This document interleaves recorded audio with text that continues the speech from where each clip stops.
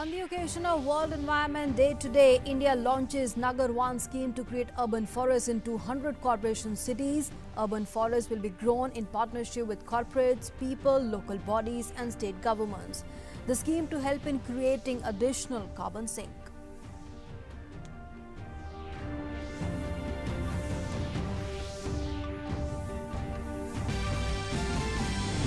Prime Minister Modi tweets, "We reiterate our pledge to preserve our planet's rich biodiversity," exhorts to collectively do whatever possible to ensure the flora and fauna with whom we share the earth thrive, says may we leave an even better planet for the coming generations.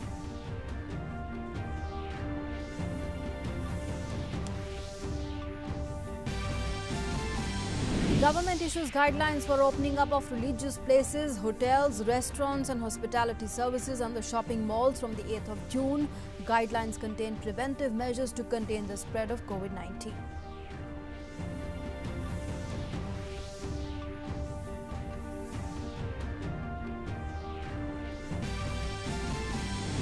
Home Affairs Ministry blacklists over 2,500 foreign Tablighi Jamaat members for violating the visa rules, bans their entry into India for 10 years.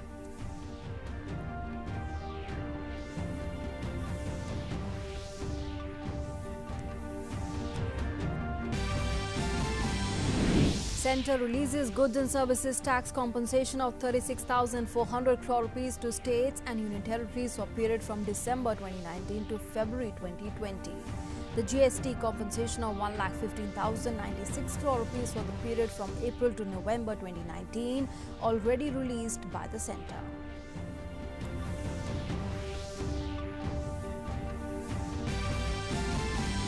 Air India to start open bookings for 75 additional flights to destinations in the US and Canada from today. Over 107,000 Indians returned to India during the Vande Bharat mission through 454 flights so far. INS Jalashwa to sail from Maldives for Tamil Nadu with stranded Indians on board.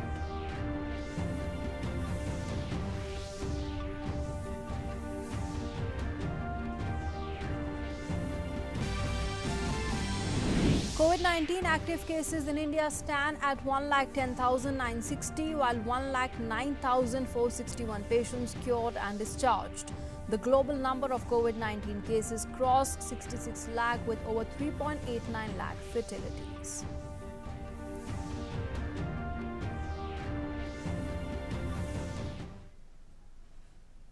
Hello and welcome. You're watching Doordarshan News with me, Nancy Kohli. A top story on the occasion of the World Environment Day today. India has launched Nagar 1 scheme to create urban forests in 200 corporation cities. In a virtual celebration ceremony, the Union Minister for Environment, Forests and Climate Change, Prakash Javadekar, graced the occasion as the chief guest.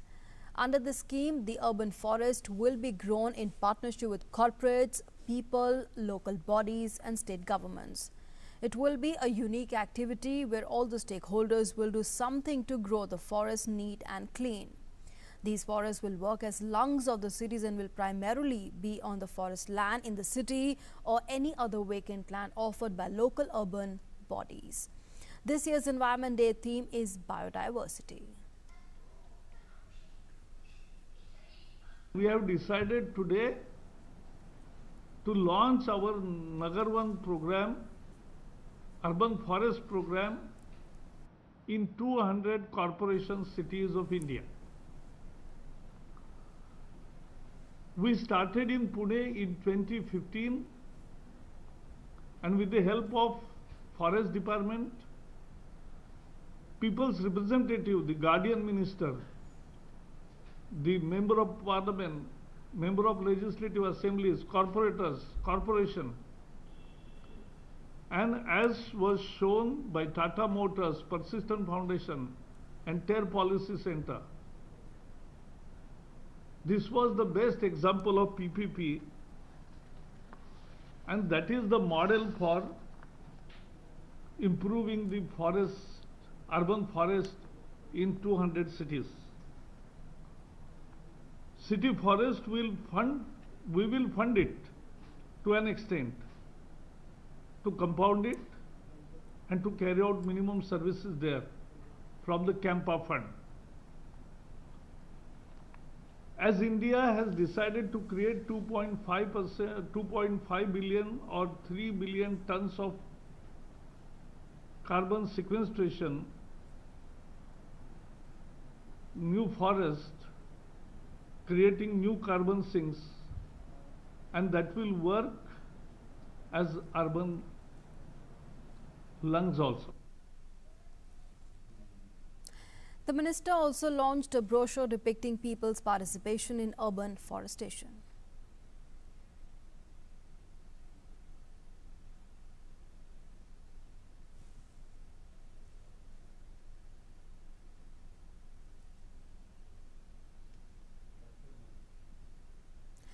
Minister of State for Environment, Forests and Climate Change, Babul Supriyo, addressing the virtual celebration for the World Environment Day, has emphasized on the importance of working together for the preservation of biodiversity. Like today's day is World Environment Day, and it's like an extension of Mother's Day. Like we all grew up in our childhood getting warnings from our mothers when we did something wrong. I think the nature today, under the pandemic and whatever we are going through in the world, what we are fighting together, is a nature's call, is a planet, mother planet, letting us know that we all need to be more careful, and the efforts need to be more concerted to ensure that we take care of this planet in the manner that it should be. The World Environment Day reminds us to continue our commitment for environment protection and biodiversity conservation. And the Director General and Special Secretary of the Environment Ministry, Sanjay Kumar, has emphasized on the importance of water. He also thanked Union Minister Prakash Javadekar on his efforts of pushing the concept of urban forestation. Water is intricately related to biodiversity and nature and forest. More than 1/3 of the world's cities, they draw water from a catchment which is heavily forested. Forests are the main sources of water. Water is essential for cities, water is essential for biodiversity, water is essential for nature. This concept of urban forest has come to this ministry, and I'm very, very thankful to our Honorable Minister, Prakash Javadekar Sahab, that he has pushed this concept of urban forest in this ministry for the benefit of all the city dwellers, not only in India, but as a role model for the rest of the world. Extending greetings on World Environment Day, President Ramnath Kovind has said, I quote, the day reminds us to appreciate the interconnectedness of all the living beings. Our ancient wisdom taught us to protect biodiversity and conserve environment. We remain committed to joining hands with other nations to ensure a greener planet for posterity.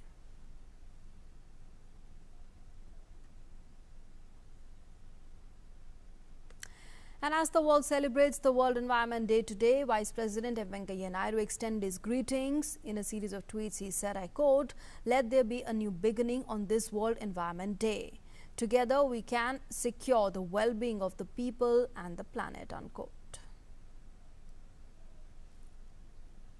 And Vice President also focused on collective efforts at restoring fragmented ecosystems. He said, keeping in view the ecological crisis that our planet faces today, we must enhance our efforts towards preserving biodiversity and restoring fragmented ecosystems to not only fight climate crisis, but also to ensure food security, water supply and the safety of our people, unquote. Emphasizing on the fact that people need to focus on protecting nature and finding sustainable solutions in every sphere of life, he said, I quote, on the World Environment Day, I call upon the people, governments and all other stakeholders to intensify their efforts for protecting nature and finding sustainable solutions in every sphere of life, unquote.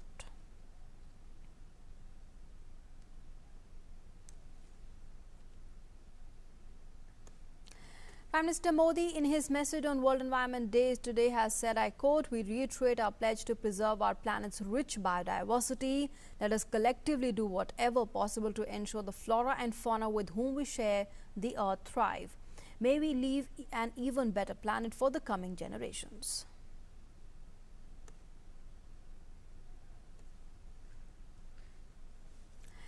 And let's now go across to our correspondent Tapash Bhattacharya, who's joining us with more inputs on the World Environment Day today. Tapash, so of course we are seeing, on the occasion today, important scheme that has been launched, the Nagar One scheme to create urban forests in 200 corporation cities, and this is going to be very unique.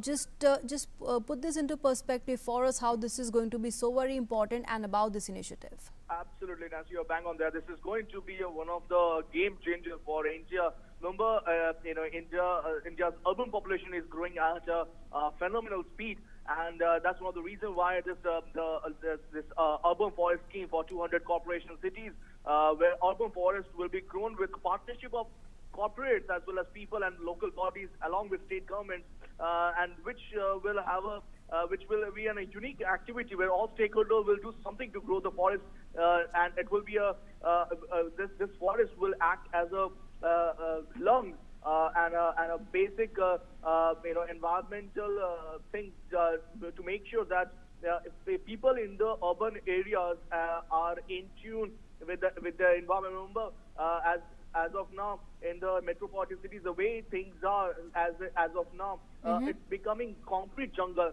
But if you want to survive, you need to have oxygen, and you need water. And how will you get that? The only way you can get that if you create oases, places where you can have plant, trees and as well as water bodies. And the only way you can do that is to create mini forest areas in and around the cities.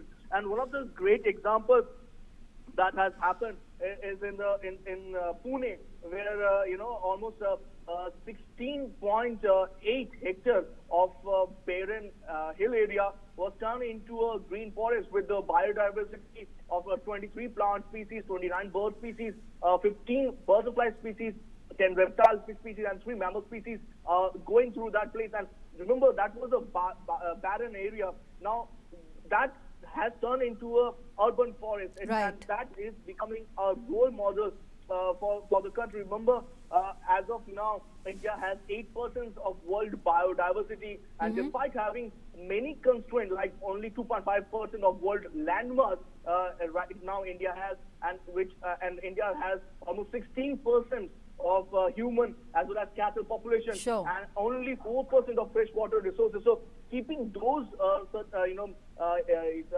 constraints in mind, it is imperative that we follow this model of urban forest scheme.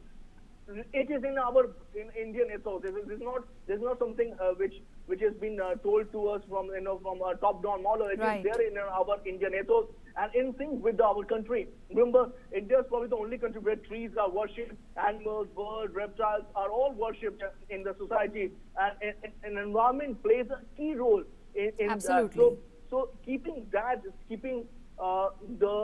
ethos in mind, this is going to be a game changer for the country, for India, and we can actually show the world that this is how we can sustain development in the country. Absolutely. All right, Tapash, thanks for joining us and sharing those inputs.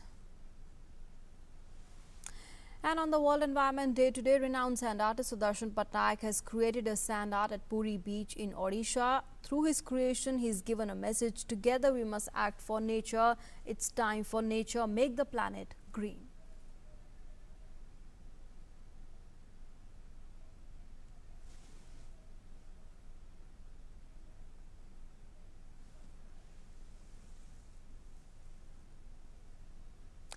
Moving on now in a major breakthrough in the Kerala elephant death case, the Forest Department has arrested one suspect in the case and 2 more suspects are being questioned in that horrible case that had taken place in Malappuram in Kerala.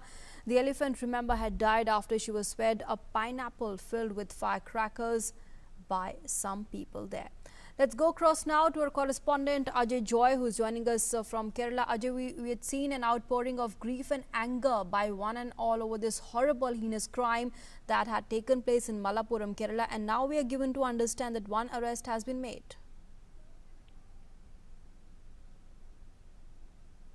Wildlife department here.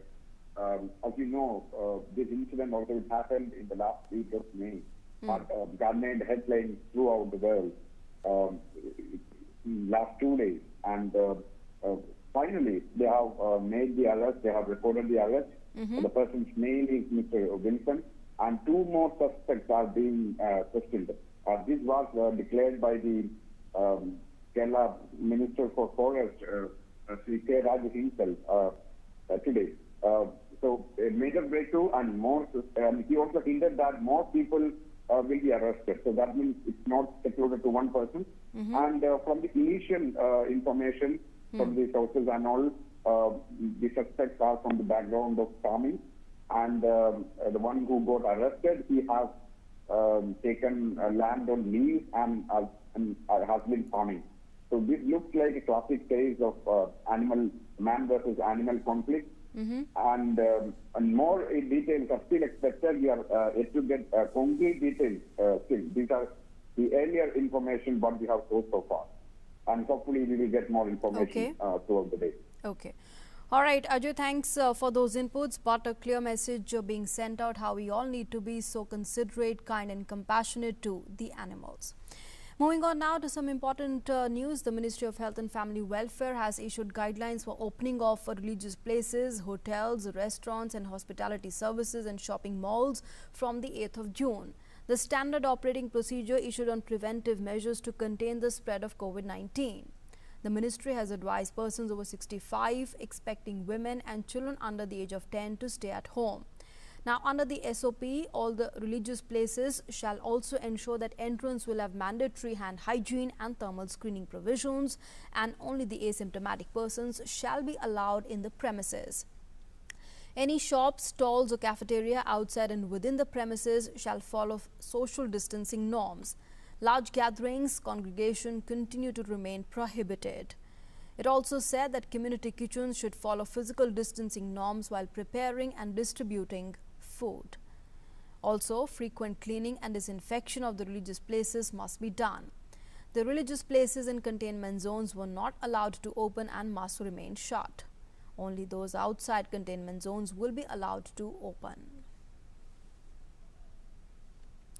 And as part of the centre's phased-wise reopening, the Home Affairs Ministry has issued the standard operating procedure to facilitate the reopening of hotels, restaurants and other hospitality services. However, hospitality units in containment zones shall continue to remain closed. The SOP issued has also advised children below 10 and those above 65 to stay home. The SOP mandates the use of face covers, masks and strictly prohibits spitting. It has also advised the installation and the use of Arogya Setu app. Furthermore, only asymptomatic staff and guests shall be allowed on the premises. Preferably, separate entry and exit for guests, staff and goods or supplies shall be organized. The number of people in the elevator shall also be restricted, duly maintaining social distancing norms. And effective and frequent sanitation within the premises shall be maintained with particular focus on lavatories, drinking and hand washing areas.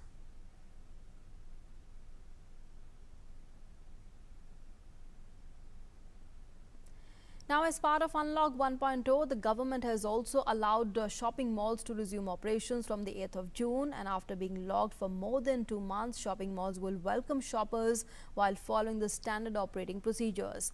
The entrance is to have a mandatory hand hygiene and thermal screening provisions. Only asymptomatic customers shall be allowed. Physical distancing of at least 6 feet to be followed as far as feasible. Adequate manpower shall be deployed at the mall management for ensuring social distancing norms. Stores will restrict trial stock for products like makeup, shoes and perfumes. The use of trial rooms will also be restricted. Retail stores will have restricted customer entry depending upon their store size. Deep cleaning of all the washrooms shall also be ensured at regular intervals. The mall air conditioning is to be between a minimum of 24 degrees centigrade to 30 degrees centigrade, while humidity should be between 40 to 70%. All the large congregations continue to remain prohibited though.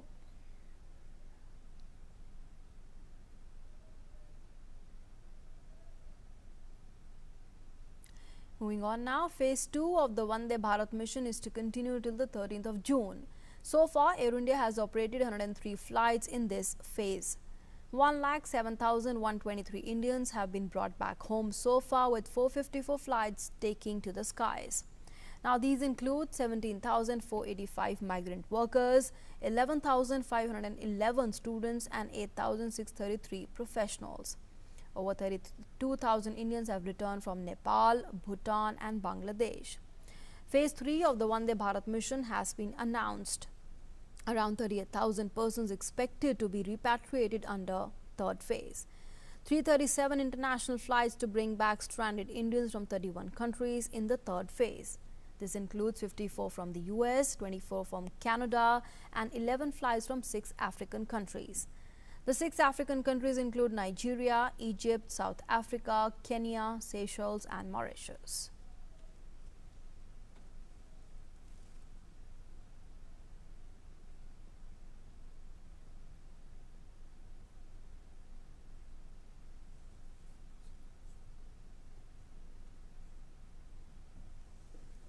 And under the third phase of the Vande Bharat mission, Air India will start accepting bookings for 75 additional flights from 5 in the evening today. The third phase will start on the 9th of June and last till the 30th. People willing to travel to the cities of US and Canada, including New York, Newark, Chicago, Washington, Vancouver and Toronto, can buy tickets from 5 in the evening today. The only condition is that they must qualify the rules set by the respective countries. Under the mission Vande Bharat, stranded Indians are being brought back, while the safe return of foreigners stranded in India is also being facilitated. The mission Vande Bharat, that's one of the biggest evacuation drives in the world, continues to bring back Indians from the world over. Yesterday, 3,534 Indians had returned from Dubai, Abu Dhabi, Doha, Kuwait, Muscat, Kiev, Mauritius, Dublin, Jeddah, Riyadh and Dammam. The total number of returnees include 45 infants. People returned to Kozhikode, Hyderabad, Kochi, Madurai, Jaipur and Delhi, Kolkata. Under the Samudra Setu mission, Indian Navy ship INS Jalashwa will sail from the Maldives for Tamil Nadu with stranded Indians on board today. INS Jalashwa, which reached Maldives, Malé yesterday for the 4th round of evacuation of Indian nationals. The ship will sail today for Tuticorin, carrying around 700 passengers. The Indian High Commission in Malé is busy making final arrangements in coordination with Maldives authorities.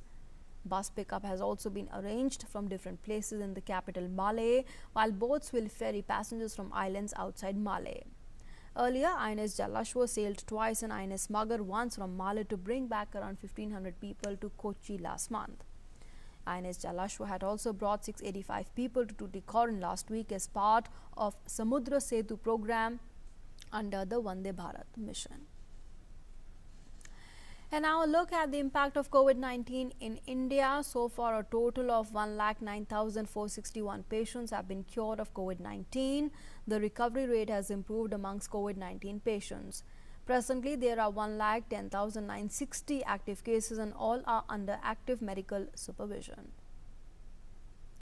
And the ICMR has further ramped up the testing capacity for detecting COVID-19 in the infected persons.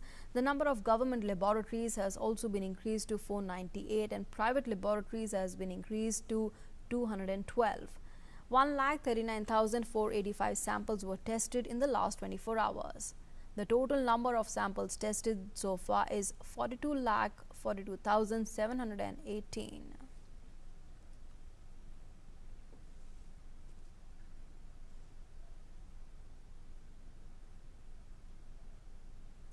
In a major development, the Home Affairs Ministry has blacklisted over 2,500 foreign Tablighi Jamaat members. The Home Affairs Ministry banned their entry into India for 10 years. All the Tablighi Jamaat members were accused of violating the visa rules. The Union Home Ministry has taken the action after various state governments provided details of the foreigners who were found to be illegally living in mosques and religious places across the country. The foreign Tablighi Jamaat members, including those from Indonesia, Bangladesh, Malaysia, Kyrgyzstan, Kazakhstan, Myanmar, Sudan, Singapore, South Africa, Saudi Arabia, Philippines, Russia, Sri Lanka, the US, Syria, Belgium, Brazil, Australia and Afghanistan. The Jamaat members were staying in India during the nationwide lockdown.